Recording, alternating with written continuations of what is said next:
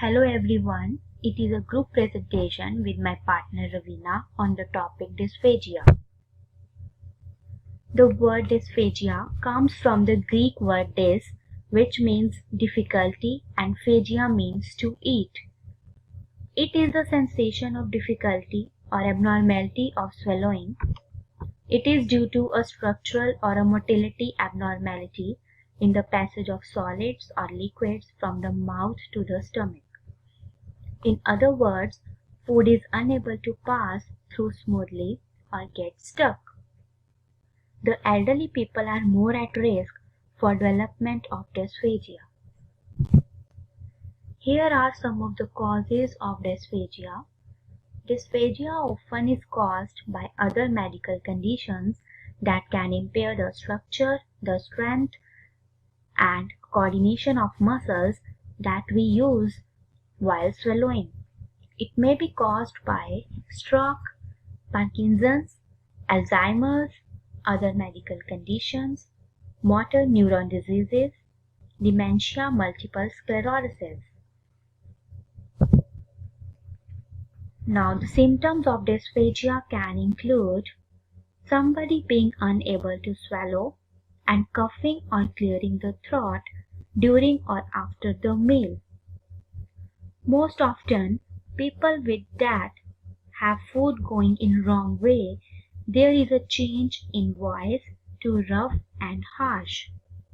They also have the sensation of getting food stuck in throat or chest or behind the breastbone, and their saliva flowing outside of the mouth. Some people have difficulty in chewing or moving food around the mouth. They experience weight loss and frequent heartburn, having food and stomach acid back up into the throat. Here are some of the complications in dysphagia. First one is choking. It occurs when food stuck into the throat. If food completely blocks the air passage, it will cause death of an individual. Second is aspiration pneumonia. People with dysphagia sometimes the food, fluid or saliva going into their lungs instead of stomach. This is called aspiration. It can occur before, during or after the swallow. Food or liquid enters to the airways, while swallowing can introduce bacteria to the lungs. Last one is malnutrition, weight loss and dehydration. It is difficult to take adequate amount of nourishment and fluid. Now here is a screening of dysphagia. Patients should be screened for swallowing impairment before any oral intake.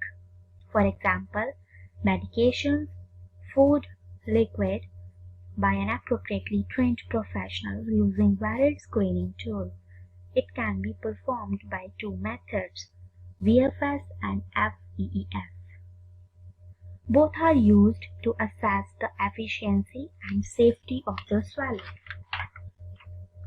VFS or video fluoroscopy of swallow is a modification of the standard swallow examination used in the management of oropharyngeal swallowing disorders.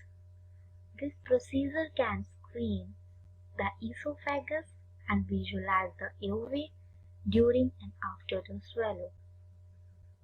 It allows the clinician to examine the location of fluid or food where it goes. If it goes to respiratory tract, then how much, and also examine whether the pharyngeal or esophageal muscles are working properly or not. Next one is FEEF. Fiber optic endoscopic evaluation of swallowing is a method for studying swallowing disorders. It is a procedure in which a fiber optic endoscope is inserted through the nose and into the throat to obtain a direct visualization of the structures. However, air is blown through the endoscope onto the affected muscles, or pressure is applied to the pharyngeal muscle so as to trigger the swallowing response. What is IDDSI? It is a standardized terminology to describe the texture modified foods and thickened up the liquid used for the patient with dysphagia. The full form of IDDSI is International Dysphagia Diet Standardization Initiative. IDDSI testing methods are intended to confirm the flow or textural characteristics of a particular food. Levels are identified by text labels, numbers, and color codes to improve safety and identification. There are 8 levels where drinks are measured from levels 0 to 4, while foods are measured from level 3 to 7. In case of foods, on number 7 it is regular, that is easy to chew. On number 6 it is soft and bite-sized. On number 5 foods are mixed and moist. On number 4 it is pureed extremely thick. On number 3 the drinks and foods are liquidized, that is moderately thick. On number 2 drinks are mildly thick. On number 1 drinks are slightly thick, and number 0 drinks are thin. Now here is the video to make you understand clearly how IDDSI works.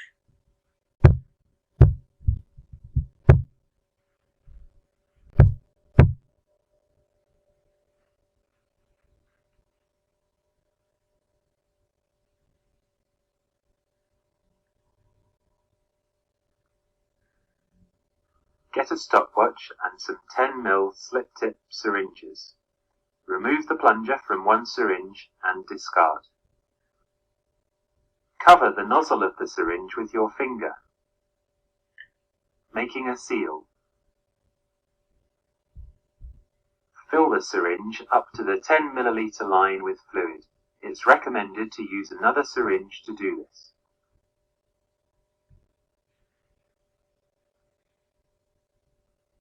Remove your finger from the nozzle end at the same time as starting the stopwatch. At 10 seconds, replace your finger over the nozzle, stopping the liquid flowing.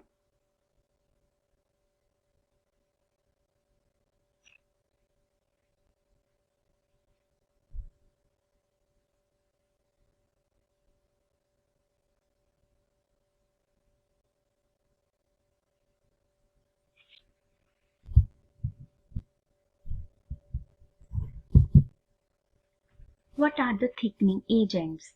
Thickening agents are used to thicken up the food so that it can easily swallow by the dysphagia patient. Here are some of the thickening agents. Number 1, Nestle Resource Thicken Up Clear, Hormel Thick and Easy, Kingsmill Quick Thick, Simply Thick Instant Food Thickener. Liquids needs to be thickened up are as follow: water, soup, milk, tea, coffee, juice, and nutritional supplements. Here are some of the texture modified foods like pureed food. When the food is pureed, there is no need to chew. The food is completely smooth with no lumps, skins, strings, or seeds. How to check the food is pureed? The food which is pureed, it will not lose its shape while on spoon. It will flow slowly. It is non-sticky and can be easily eaten with spoon. It should be homogeneous mixture and cannot be sucked through straw. What are texture modified foods? Thickened beverages and texture modified foods may help with swallowing safety by slowing down the movement of liquids in the mouth and throat and creating food textures that is easier to chew and manage in the mouth. Here are some of the texture modified food like minced meat, casseroles, vegetables.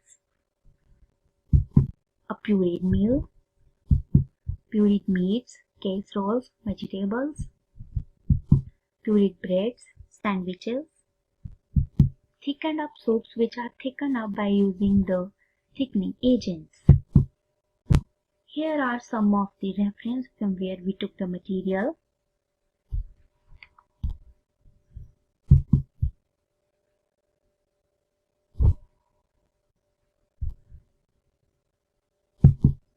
Thank you so much.